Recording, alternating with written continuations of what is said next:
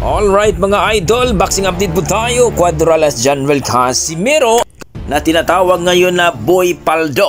Binanatan itong si Cuadralas Casimero sa kanyang dating kaibigan na si Jack Tempora. Jack Tempora mga idol. Ayon kay Tempora mga idol, sikat lang daw itong si Casimero sa Asia dahil sa mga bubong mga boxing fans daw ni Casimero. Pero hindi naalala ni Jack Tempora na kaibigan sila at tinulungan ito ni Cuadralas Casimero itong si Jack Tempora, na kung saan ay may pinapatunayan na itong si Cuadralas Casimero at nagiging 3 Division World Champion ito.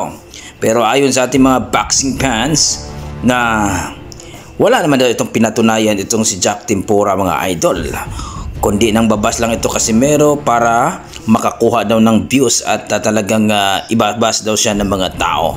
Marami na nagbabas ni Jack Tempora mga idol ayon sa mga boxing fans natin.